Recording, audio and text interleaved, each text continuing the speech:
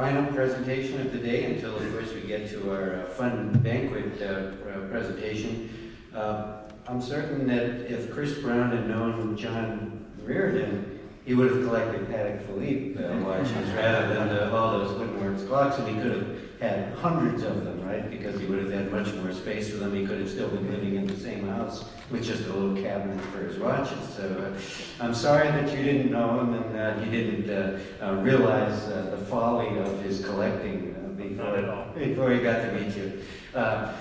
This is nice synergy too, because John is an officer of the Horological Society of New York, so we essentially are helping with this whole thing. There are co-hosts for this too, so it's another great bookend for bringing our sister organizations together in this great way, and of course hearing about things at the far other end of the horological spectrum, but ones which certainly have equal appeal, if not affordability. John Redfern.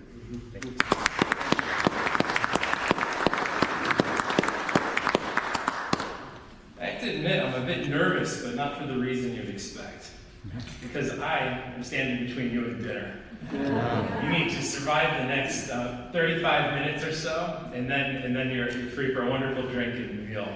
But what we're going to do in the meantime is we're going to explore some interesting stories. And when Bob first told me, he said, John, I'd like you to do a presentation on Patek Philippe Collectors.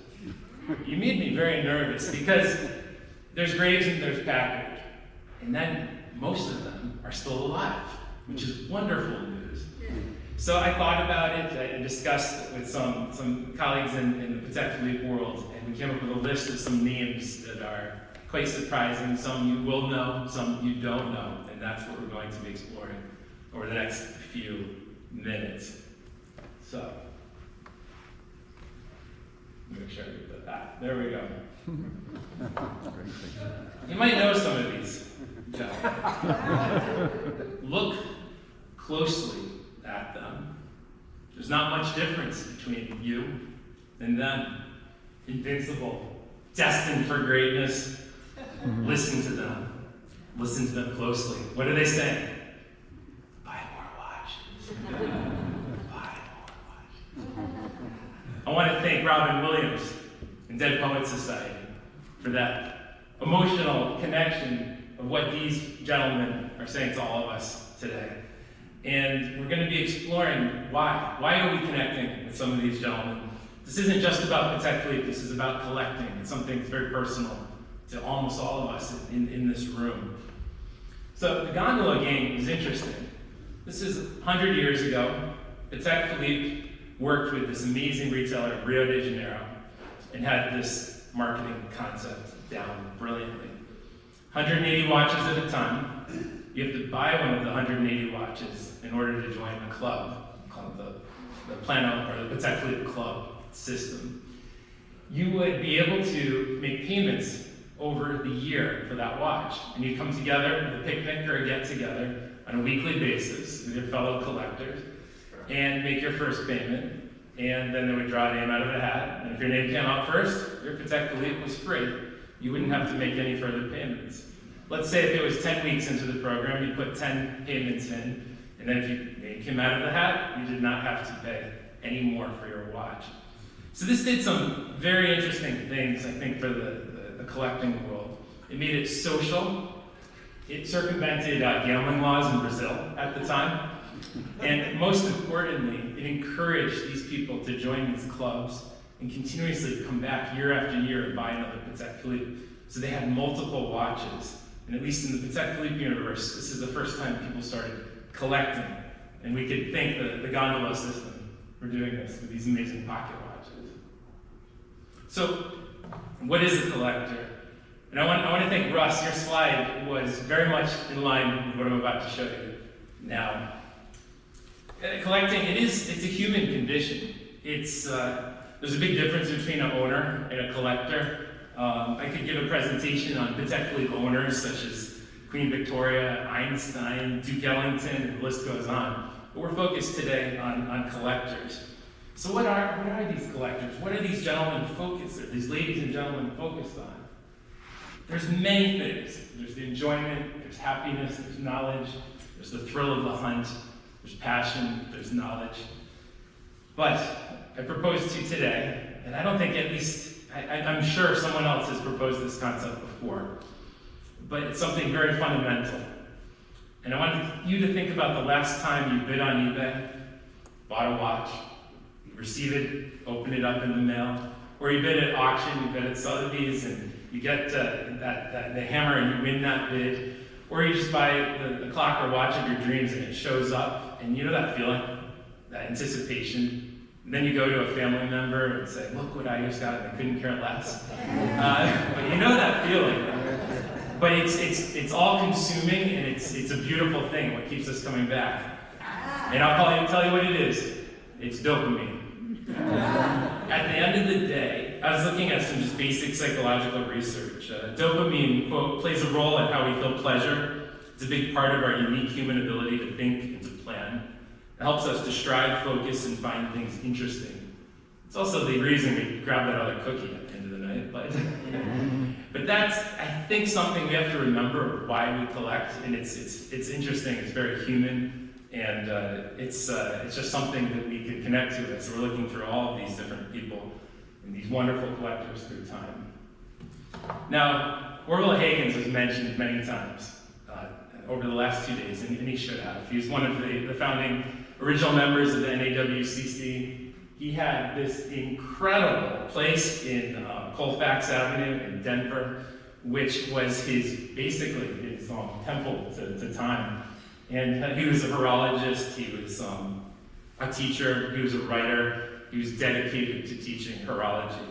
And like many pictures we've seen over the last few days, he had a clock problem and a watch problem.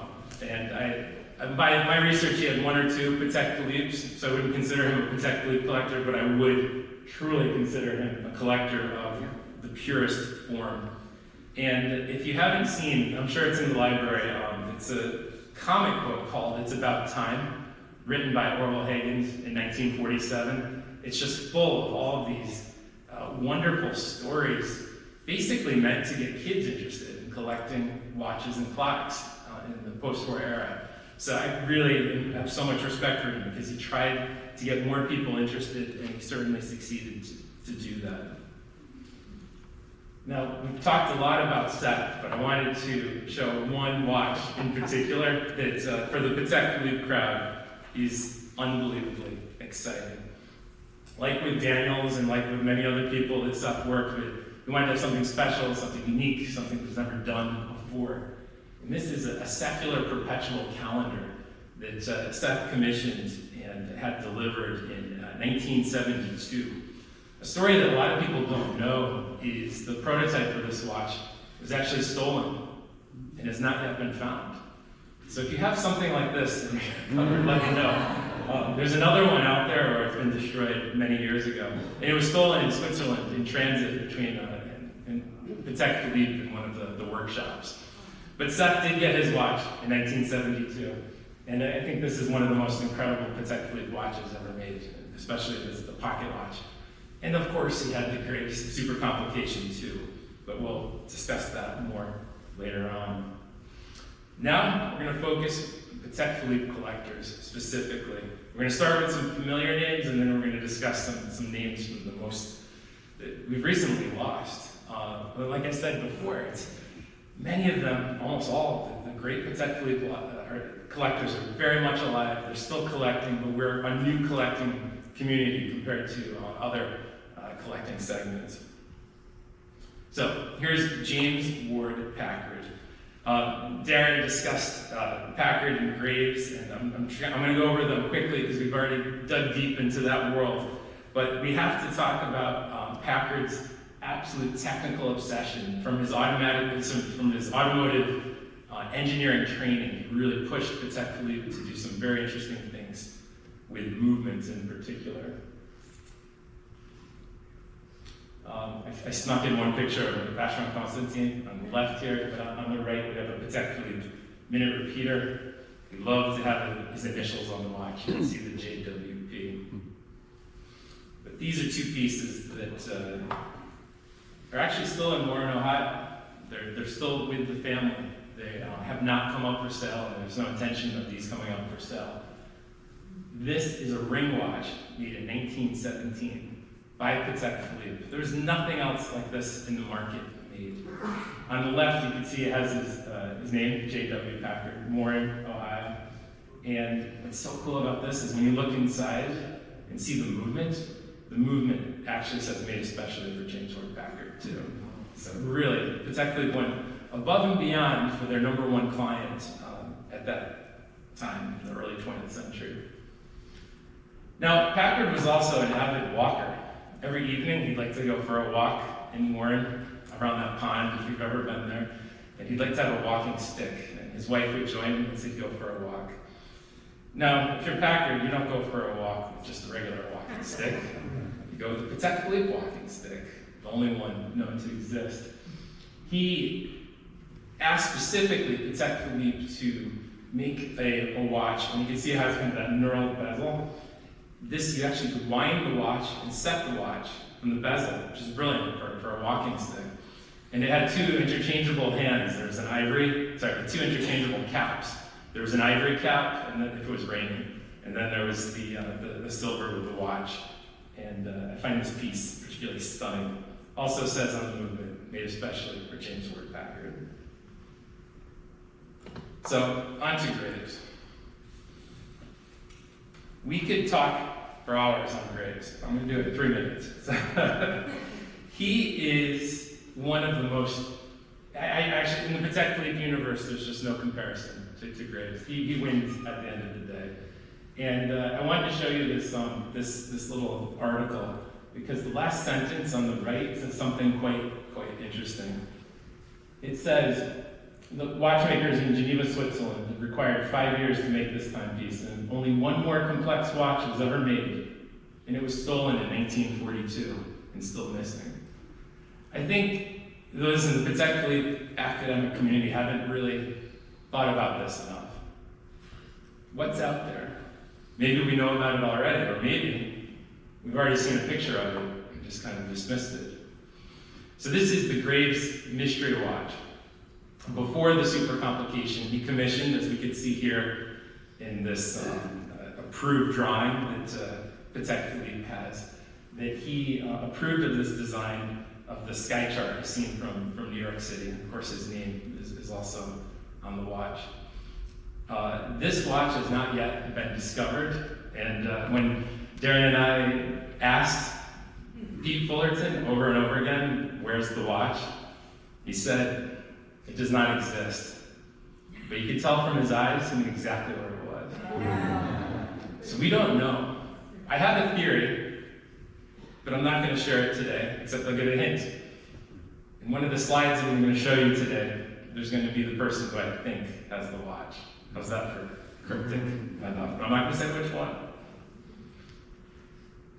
So Graves amassed a huge amount of Patek Philippe watches with this dialogue over years of this relationship with Patek Philippe. He was close to Tiffany here in New York, but also very close to Henri Stern Agency, Patek Philippe USA. And he always wanted the best. He wanted the first. Just like in his, he was a sportsman, just like he wanted to be always #1. He always wanted to be the fastest with his cars and his boats.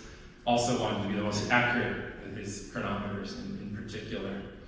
So this picture on the left from the famous Sotheby's catalog of the Fullerton sale shows some of the watches that passed down from Fullerton, passed down from Henry Graves to his daughter Gwendolyn, and eventually to Pete Fullerton.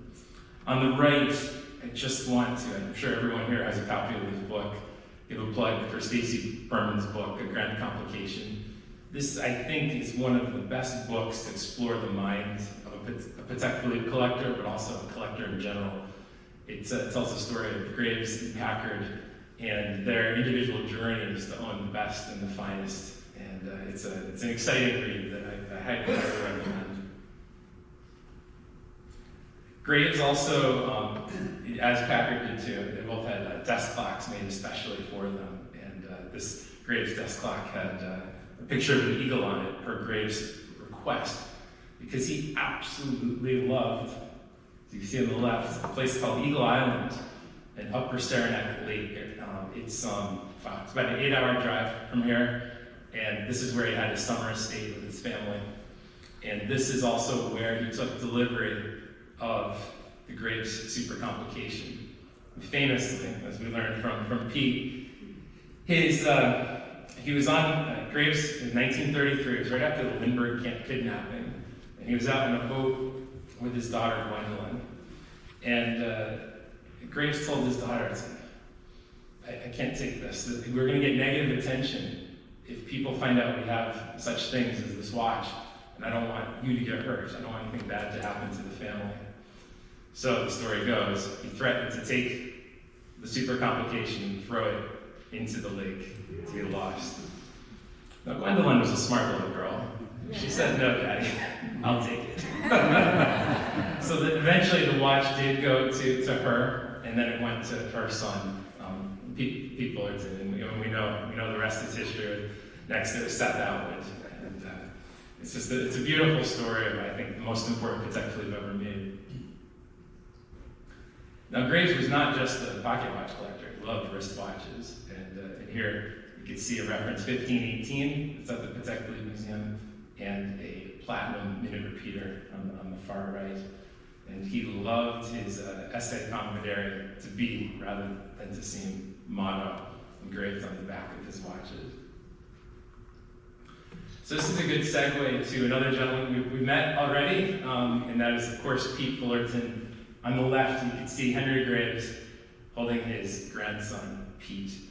And Pete told us on many occasions just how much he absolutely loved and worshipped his grandfather. I mean, it was just one of these beautiful intergenerational stories of a grandfather inspiring a grandson at a young age to be a collector. Now, Pete, I find to be one of the most, actually, he was an innovator, and I didn't understand it at the time. When his watches, and he suddenly passed away, when his watches came up for auction, it seemed he was all over the place. I mean, he had a Mickey Mouse watch, he had Gentas, he had Vacheron, he had a lot of Breguet, modern wristwatches, and then a whole wide selection of wristwatches, which we'll look at shortly, and also he had his grandfather's watches. And he was one of the most, I would say, intellectual Patek Philippe collectors of his era, ahead of his time, because he really thought about strategically what he wanted. He had this engagement with Patek Philippe as a brand, just like his grandfather, but he also really just loved what he loved. And in particular, he loved moon phases, absolutely loved this. On the far left is the very first perpetual 2497 ever made. Patek Philippe sold it to him. Next to that, we have a 2499 4th series. And for the Patek Philippe community, I mean, these are just holy grail. So I would expect the grandson of Graves would have it. I would also expect that he would have perpetual calendars, such as this 3448 and this 3940 perpetual. But what surprised me about Pete is he absolutely loved the Nautilus, which everyone's talking about. But by the time when he was buying the Nautilus, no one was talking about the Nautilus. He was ahead of it by 20 years.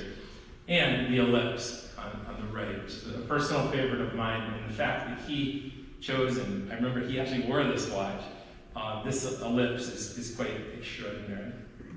So in conclusion, before we move on to some other collectors, I just want to say that I think Pete Fullerton, like his grandfather, really set the roadmap for modern day collectors. All right, now we're going to move on to a segment I'd like to call the bad boys of Patek Philippe. I think I have to be careful when I say this because this is being recorded, but for the next few people, let's just say their past might not have been so pure as some of the stories we've been sharing over the next day. And first and foremost among those people is J.B. Champion. Now, J.B. Champion bought arguably one of the most important time-only watches ever made. This particular watch on the right it says it on his dial, made especially for J.B. Champion. It's a reference 2458 in platinum.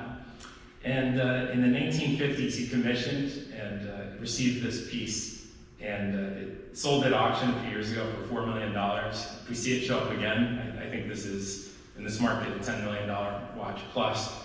So I have to give Champion credit that he had the foresight to engage with Patek Philippe to buy such a watch.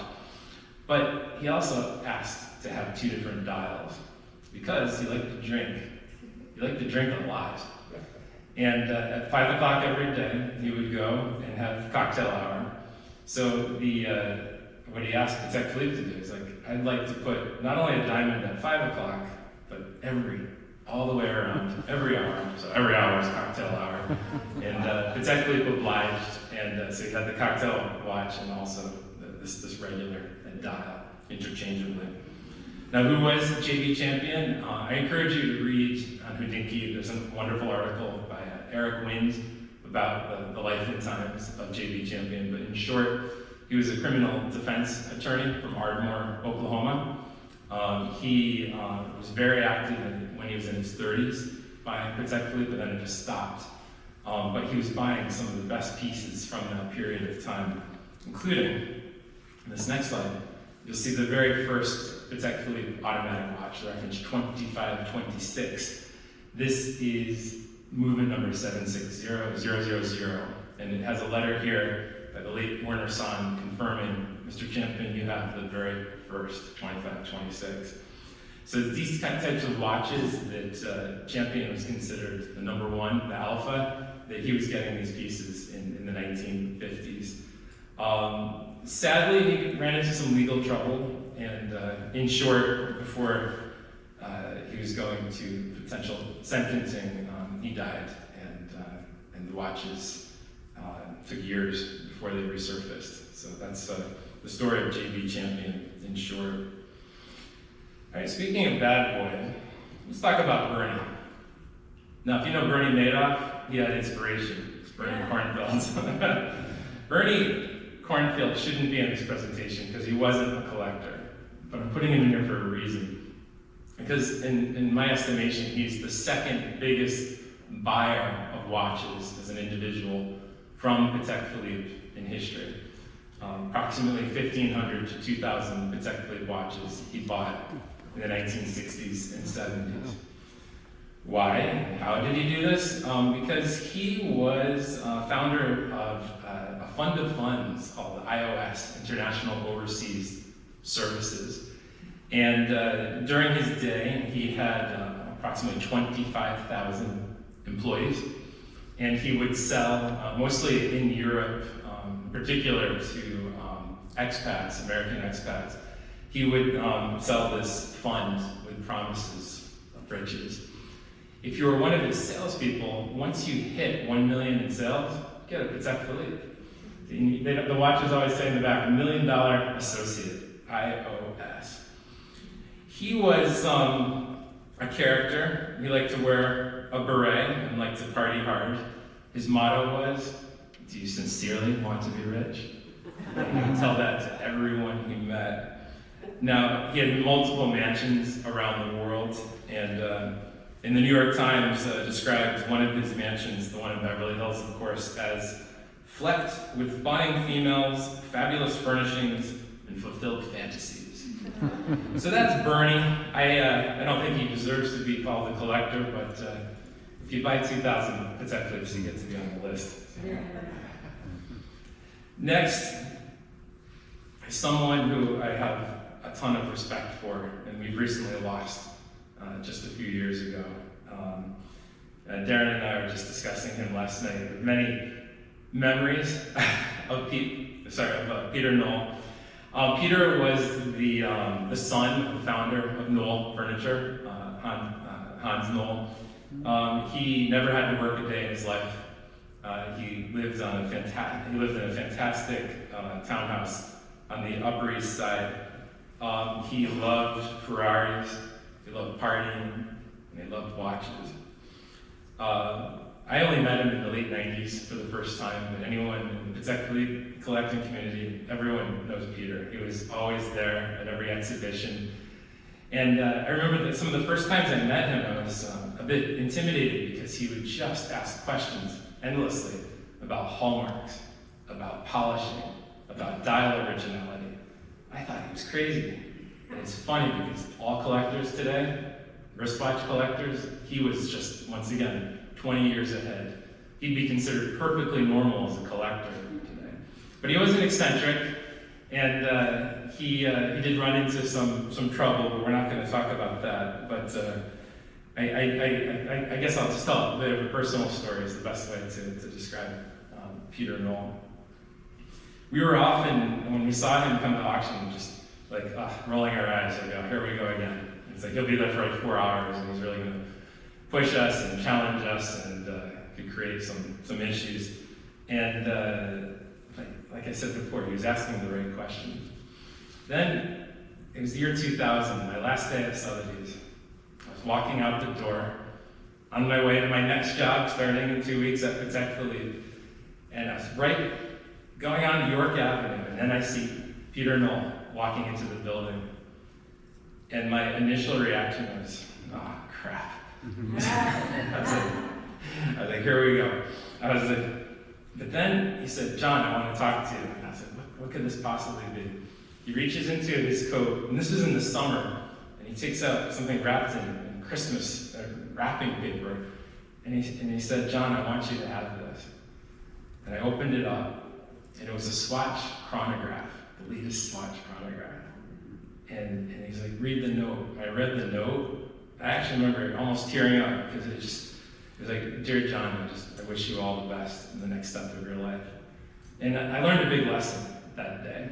I was like, you know what? Someone, you might qualify them as a little crazy, but you know what? What a beautiful man he was. And we lost him the most horrible way just a few years ago. In his townhouse, Con Ed cut off his fuel, and they found him frozen to death weeks after he died. So rest in peace.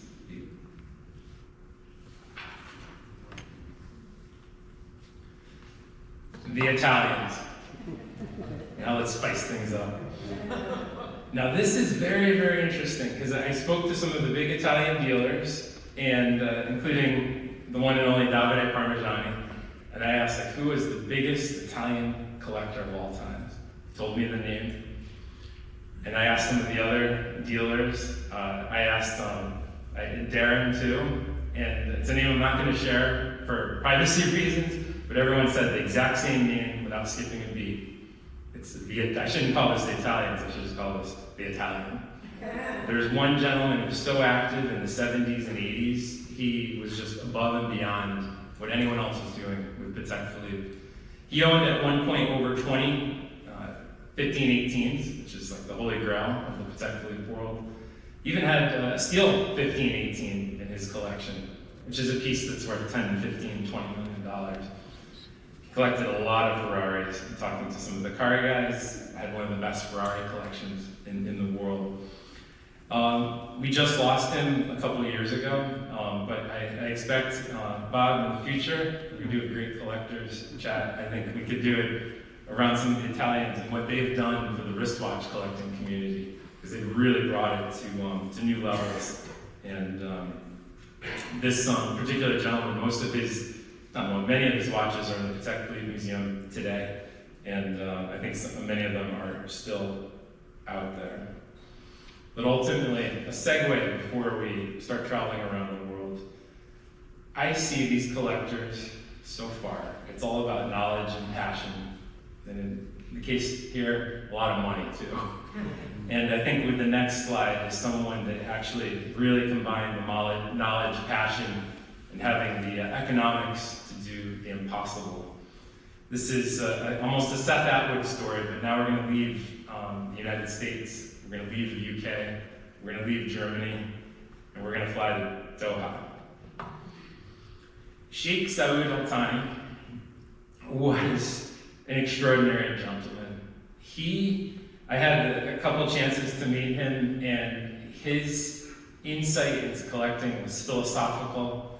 It was challenging at times. He was a contrarian, always pushing the envelope. But he had nothing but absolute love for collecting. And he collected everything. Very similar to a lot of the other people we've discussed. He also had seemingly unlimited funds. And I remember when Darren and I showed him the Great Super Complication. This is ahead of the auction. He only said 3 words: "I'll take it." That was it. And sure enough, he bid and paid $11 million the first time around. The second time it went around at auction, it was very sad. It was 2014, and he literally died, was it 3 days before? 1 day before. And the sale went ahead, and it sold for $24 million, and he didn't get to see what it brought. But I think over time, we could celebrate his life and his passion too. Is also for animals and animal preservation. He absolutely loved, has the zoo outside of Doha, which I believe is still there. These blue-headed macaws, springboks, and he really absolutely had a passion for not only just watches, but just for collecting in general. But the Super Complication, I mean, that was the watch. That was the big kahuna. But we're only now starting to talk more because a lot of these collectors have recently passed away, so we don't really want to cross any privacy lines. But they also commissioned some very important pieces from Patek Philippe that now we can start to talk about, but originally we could not. This is Patek Philippe 3998 that he specifically asked for and commissioned. If you notice, the dials have some very strange markings. Those are Egyptian hieroglyphics. And when this watch first surfaced in 2014 and was mysteriously pulled from the sale, a lot of us are asking, what did the dial say? And we were absolutely just salivating on knowing what on earth did that dial say. And only recently we know what that dial says. It says Sheikh Saud Al Thani, which is very cool. Mm-hmm. The last but not least is the biggest collector in the history of all Patek Philippe's. I would make the argument, maybe with the exception of Graves and Packard, that the Sultan of Oman wins by a few miles. It is estimated that he bought up to 4,000 Patek Philippe watches. Now, a lot of these are modern pieces. He was one of the biggest, from my understanding, buyers of modern Patek Philippe for decades. It's also been said, you can hear him dancing around the legalese here, that after James Ward Packard donated his collection after he passed, he left it to the Horological Institute, then it went to the NAWCC, then it had a stint at the Smithsonian. There's a wonderful book of Packard's collection on the Smithsonian. But it's my personal belief that all of those watches are currently in Oman, in Muscat, in the royal palaces. We recently lost the Sultan of Oman. I never met him, not a friend. So from what I hear, he's a very passionate collector, and he also has unlimited resources. The future of where these watches are going next, we don't know, or at least I don't know, but it's amazing to imagine a world where the Packards will come back for sale, and all of these custom pieces made for the Sultan from Patek Philippe, which we don't talk about, will come up for sale. This Nautilus reference 3700 was commissioned by him in the late 70s, and it has a khanjar, which is the royal insignia on the dial. And we see this on many Rolexes and in Patek Philippe's and in the watch collecting community, having a khanjar on the dial is just like a golden key. So I could imagine what he has, what's hidden away in the palaces, and I think we'll find out someday. I just don't know when. But it's very interesting to see, as we've been discussing collecting over the last 2 days, how it's moving around the world. It's not just in the Western world. This is very global. And our last collector, I think, shows how it moves even further east as the biggest collectors in the world today. They are in China. I'm talking about Patek Philippe in particular. China, Southeast Asia, Korea, Japan, and of course in the Middle East. There are some big collectors here in the United States, but they're not competing with a collection in the level of the Sultan of Oman. Or my next suggestion is a great collector. Li Kun-hee. He is known simply, it's funny because I've never really looked at his name because we just call him the chairman. He was the chairman of Samsung and the heir to the Samsung fortune. He recently passed away in 2020. But here's the problem. In South Korea, under their rules, their tax laws, after he died, there was immediately a $12 billion tax bill. That hurts. So what do? You have to sell some watches. So Chairman Lee was one of the biggest collectors, in particular in the 90s and the early 2000s, and he bought, on the left you'll see a platinum reference 1415, which he paid 6.6 million US for 23 years ago. And that is just an unheard of amount and was the record for a time only for a certain amount of time. He also collected the best pocket watches and the most unique pieces. And I think the chairman should be respected very much for his curation. And many of these pieces have already shown up at auction at Christie's, and there might be some more around the corner. Finally, our last slide. I see it's 2 minutes to 5. So thanks for staying with me. Now, I spoke to a number of people in the Patek Philippe universe and said, you know, I can't give a talk about Patek Philippe without mentioning Philippe Stern. Philippe Stern is the person behind the Patek Philippe Museum, the most important collector of Patek Philippe. I think he might give the Sultan a run for the money because he had an unfair advantage. I mean, he owns the company. So, I mean, my understanding is the Patek Philippe Museum, they keep every single new piece that comes out, they keep one for the museum, and also they have the most important historical collection in the world, and this will never be for sale. And you know, one thing I've learned though in this collecting universe is never say never, but I don't think the Patek Philippe Museum will ever be for sale. And it reminds me of a quote, what Sheikh Al-Thani told me once over lunch. He's like, I don't like the Patek Philippe Museum. And I said, why? It's just the graveyard of all Patek Philippes. He said the lifeblood of collecting is that we can come back to collectors so we could all hope and dream and acquire and compete. That was what it was about for him. I made the argument about how museums are very important, and I think all of us looking at you really believe that museums have their place, and that's the way to really pass on knowledge to the next generation. But I respect the Sheikh's opinion that he wants to buy everything. He wanted to buy everything he wanted. So back to Philippe Stern. He is very much alive, and he's pictured here on the far left. And I hope he lives for many, many more years, because what he's done to the world of collecting and Patek Philippe in general cannot be underestimated. But I do want to talk for a second about Henri Stern, his father. He hired Alan Banbury in 1965, and Alan became kind of the de facto curator very quickly. But I'm speaking to some people that are around in the 60s, Banbury was working more for Henri Stern at that time than Philippe Stern. So I proposed that Henri Stern should be a great collector. He had what was called the drawer. He had a drawer of watches, and that was, the Patek Philippe Museum was literally a drawer in Henri Stern's desk. And imagine what was in that drawer, some of these amazing pieces historically. And of course, Philippe Stern took it to a next level, but I think Henri Stern deserves that, the privilege of being called a great collector. As it's 5 o'clock, my concluding slide. I think that we